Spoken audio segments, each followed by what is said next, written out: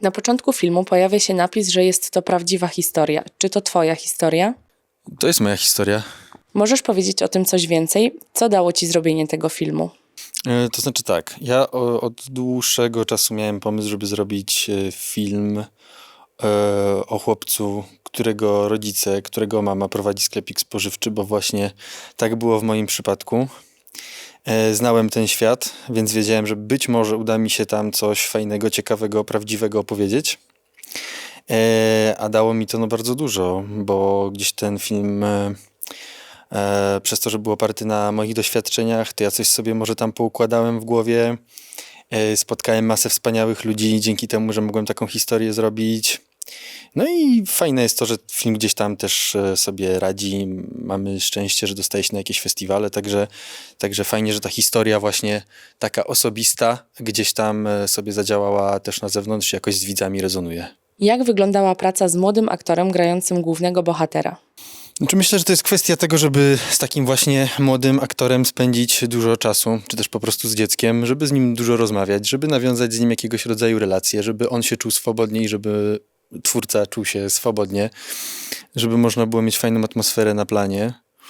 I potem na podstawie właśnie takiej rozmowy, tłumaczenia, wyjaśniania sobie pewnych rzeczy, odpowiadania na pytania, szukania wspólnych rozwiązań, no właśnie udaje się wypracowywać, mam nadzieję, to, co w tym tekście czy w tym filmie powinno się znaleźć.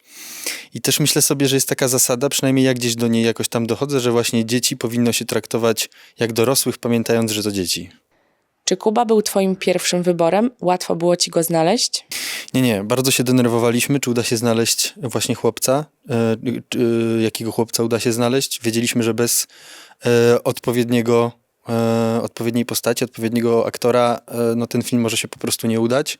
I poszukiwania od twórcy roli Wojtka trwały bardzo długo. Robiliśmy castingi w Warszawie, w Łodzi, jeździliśmy praktycznie po całej Polsce, rozmawialiśmy z różnymi agencjami aktorskimi, dziecięcymi, nie tylko. No i zupełny przypadek zadecydował o tym, że na Kubę trafiliśmy, ponieważ mój znajomy powiedział mi, że w naszej szkole, w szkole w Łodzi jest dziewczyna, która studiuje fotografię, Karolina Wojtas, i ona właśnie robi zdjęcia, dziwne zdjęcia swojemu bratu. I ten brat jakby jest tematem jej prac. No i zobaczyłem te zdjęcia i stwierdziłem, że coś tam już fajnego może być. Coś już one mówiły właśnie o ich relacji, o chłopcu, o Kubie. I wtedy poznaliśmy Kubę. Pojechaliśmy do niego do domu, wzięliśmy kamerę, zrobiliśmy właśnie taką rozmowę, kilka jakichś prostych ćwiczeń. I po tej rozmowie od razu wiedzieliśmy, że to jest Wojtek, że to będzie Wojtek. Jak Kuba czuł się przed kamerą? Myślę, że praca przed obiektywem aparatu i praca przed obiektywem kamery to troszeczkę co innego. Tym bardziej, że on pracował razem ze swoją siostrą. Więc też trochę inaczej się czuł. Te zdjęcia też były często robione w domu, a my jednak no, gdzieś tam dążyliśmy do tego, żeby on coś odegrał, a może odegrał, a może w ogóle poczuł coś w sobie. I po prostu był na ekranie. Więc troszeczkę myślę, że to inna praca. Chociaż na pewno to, że gdzieś tam ktoś już mu zrobił parę zdjęć, ktoś go poprosił, żeby, nie wiem, może coś powtórzył, czy zrobił jakąś minę kilka razy. Na pewno to jest jakiś plus w pracy z takim dzieckiem. Co do filmu wniósł opiekun artystyczny Leszek Dawid? Leszek jest rewelacyjnym człowiekiem, rewelacyjnym opiekunem artystycznym. Strasznie się cieszę, że mogłem z nim zrobić ten film. Wniósł bardzo dużo, bo wniósł swoją cierpliwość do mnie, spokój.